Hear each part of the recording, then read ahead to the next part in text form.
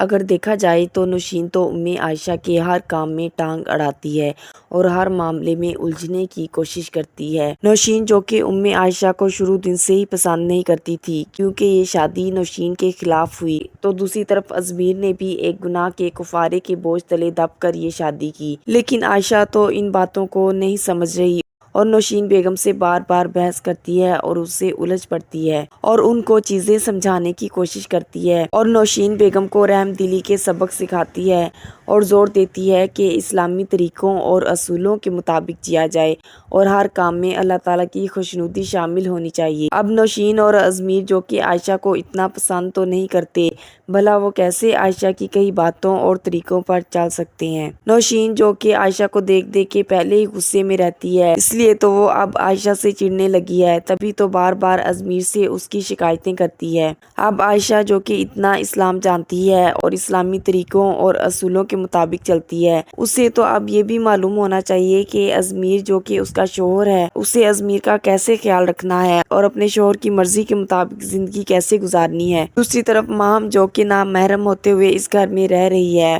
اور ازمیر کے ساتھ ڈھیروں وقت گزارتی ہے، تو عائشہ کو تو اس بات کا احساس کیوں نہیں ہو رہا؟ انسان کو دین کے ساتھ ساتھ دنیا کو بھی ساتھ لے کر چلنا چاہیے۔ عائشہ کا شوہر چاہتا ہے کہ عائشہ اس کے ساتھ ٹائم سپینڈ کرے اور اس کے ساتھ باہر آئے جائے، تو عائشہ کو اس چیز پر بھی اعتراض نہیں ہونا چاہیے۔ اب عائشہ کی طرف سے مکمل اٹریکشن نہ ملنے کی وجہ سے ازمیر ماہم کی طرف مائل ہو جاتا ہے، وہ اسے اکثر و بیشتر آؤٹنگ پر لے جاتا ہے اور نوشین بیگم بھی تو ازمیر کے دل و دماغ پر ماہم کو سوار کر چکی ہے، تو آج جب وہ ماہم کے ساتھ ہوتا ہے تو اس کے سامنے اب وہ عائشہ کی برائی کرنا شروع کر دیتا ہے کہ وہ میرے مطابق خود کو نہیں ڈال رہی اور سوسائٹی میں میرے مطابق نہیں چل پا رہی اور وہ ہر کام میں اپنی مرضی کرتی ہے۔ تو ماہم بھی اب کہہ دیتی ہے کہ جو رشتہ اتنی اذیت دے اسے ساتھ گھسیٹنے کا بھلا کیا فائدہ۔ تو ازمیر اب فوراً ماہم سے کہہ دیتا ہے کہ شادی کرو گی تم مجھ سے؟ تو یہ سن کر تو ماہم کی جیسے دلی مراد ہی پوری ہو جاتی ہے اور وہ اس بات کے جواب میں مسکرا دیتی ہے۔ اب جب ماہم اور ازمیر گھر آتے ہیں تو عائشہ اور نوشین بیگم کی ایک الگ ہی جنگ چھڑی ہوئی تھی۔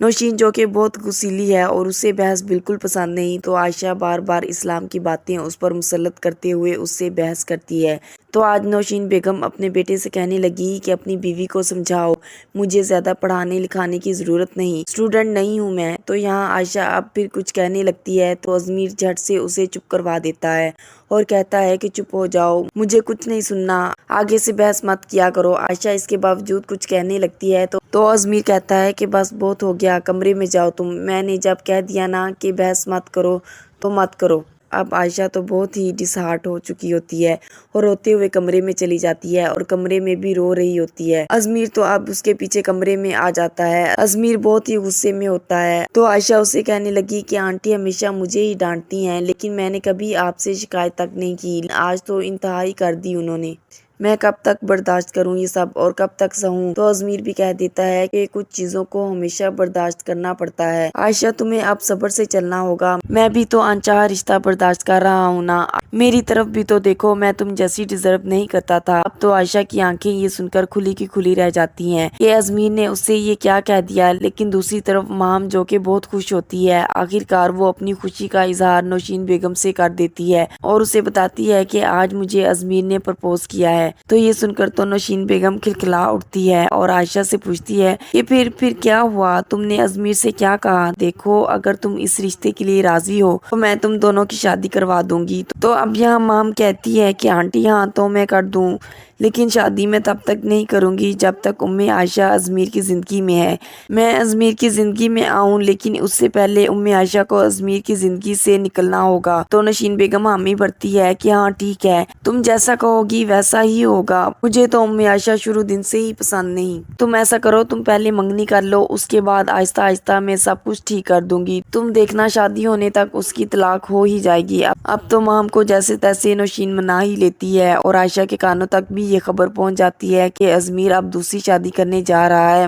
اور وہ بھی مام کے ساتھ۔ عائشہ اسی بات کو لے کر لون میں بیٹھ کر رو رہی ہوتی ہے۔ دادی جب عائشہ کو اس حال میں دیکھتی ہیں تو وہ عائشہ کے پاس آتی ہیں۔ عائشہ دادی کو دیکھتے ساتھ ہی ان کے گلے لگ جاتی ہے اور پھوٹ پھوٹ کر رونے لگتی ہے۔ وہ دادی کو کہتی ہے کہ دادی میں کہاں جاؤں گی، میرا تو کوئی گھر بھی نہیں، کوئی ٹھکانہ نہیں، پلیز ازمیر کو سمجھائیں کہ مجھے اس گھر سے مت نکالے۔ دادی تو یہ سن کر کافی تڑپ سی جاتی ہیں کہ ازمیر نے اس رشتے کو کیا سمجھ رکھا ہے، کیا اس کے نزدیک اس رشتے کی کوئی اہمیت نہیں۔ دادی سے تو اب عائشہ کے آنسو نہیں دیکھے جاتے اور وہ عائشہ کو جلدی سے گلے لگا لیتی ہیں۔ وہ سوچتی ہیں کہ یہ رشتہ تو میری مرضی سے ہوا تھا اور اب ازمیر سوتن لا کر عائشہ کو کیسے دکھ دے سکتا ہے۔ دادی تو کافی غصے میں ہیں اور وہ اب یہی سمجھتی ہیں کہ جب وہ ازمیر کو اس کے گناہ یاد دلائیں گی تو ازمیر سیدھا ہو جائے گا، لیکن یہ دادی کی بھول ہے۔ ازمیر اس بار ایسا کچھ نہیں کرے گا۔ دادی جا کے ازمیر کو ڈانٹتی ہیں اور اسے سمجھانے کی کوشش کرتی ہیں تو ازمیر کہتا ہے کہ دادی نہیں گزارا ہو سکتا عائشہ کے ساتھ،